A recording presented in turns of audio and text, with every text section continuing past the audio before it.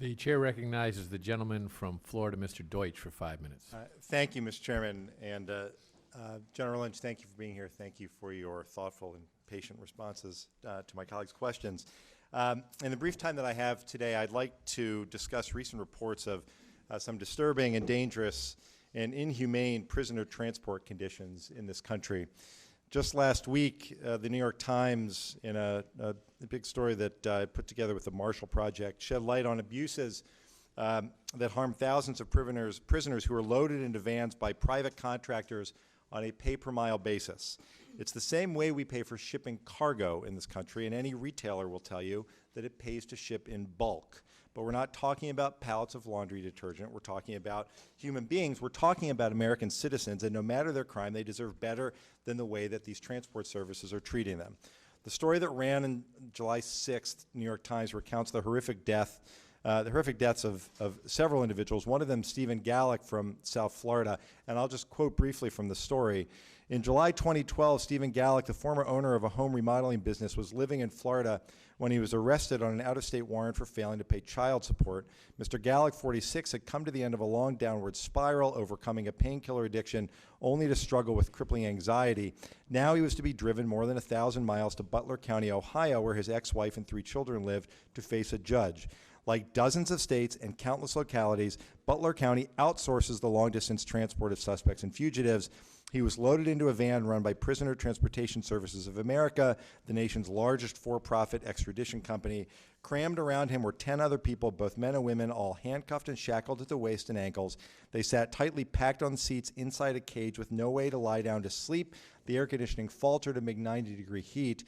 Mr. Gallick soon grew delusional, keeping everyone awake with a barrage of chatter and odd behavior. On the third day, General Lynch, the van stopped in Georgia, and one of 2 guards on board gave a directive to the prisoners. Only body shots, one prisoner said she heard the guard say. The others began to stomp on Mr. Gallick, 2 prisoners said. The guard said later in depositions they had first noticed his slumped, bloodied body more than 70 miles later in Tennessee. A homicide investigation lasted less than a day, and the van continued its journey. The cause of death was found to be undetermined. This is, his ex-wife said, someone's brother, father, and it's like nobody even cared.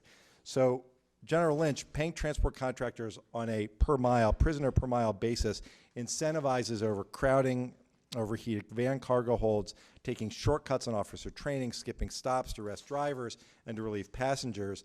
Each investment into humane conditions and treatment of prisoners cuts into the profits of these companies. And despite a federal law that passed in 2000, known as Gianna's Act, these private transport companies operate with virtually no oversight. Prisoners have died from untreated medical emergencies because officers have no medical training or just don't seem to care. Prisoners have been assaulted and raped while cramped into the back of a van just feet from the transport officers who are responsible for their safety. And reports show that prisoners often do not receive adequate food and water. The vans are unsanitary, and prisoners do not get opportunities to use the bathroom. In addition to these poor conditions, the transport system is vulnerable to prisoner escapes. Now, no American should be subject to this treatment, but I would like to state clearly for the record that many of the people transported in the system have not even been convicted of any crime. Gianna's Act set out minimum standards for transport companies, including guard training, the proper use of restraints, CPR, navigation, defensive driving, maximum driving times, etc. But in spite of these minimum standards, the companies are not being held to account. And since the passage of Gianna's Act, it's been reported that at least 56 prisoners have escaped for-profit transport vehicles. 16 committed new crimes while on the run, and what is most shocking of all, the act has been enforced by the Department of Justice one time in 16 years.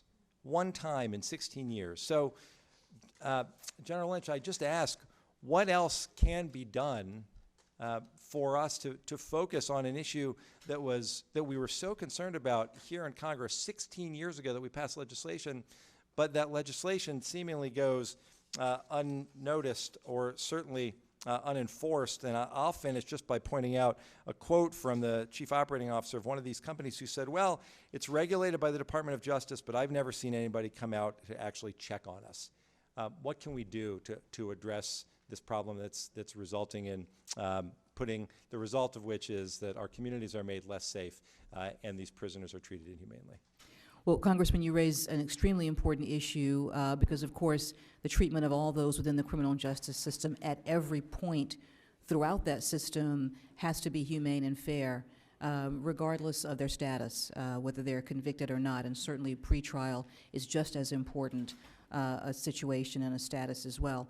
I'm not familiar with the situation that you've encountered, but I am happy to review that, and I would hope that our staffs could continue the discussion about this issue. I would be grateful. Would Mr. the gentleman Chairman.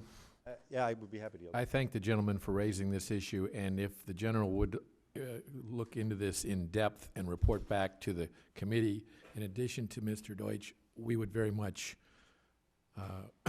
require that. Thank you, Mr. Chairman. Thank you, Mr. Chairman. I yield Thank back. you, Congressman.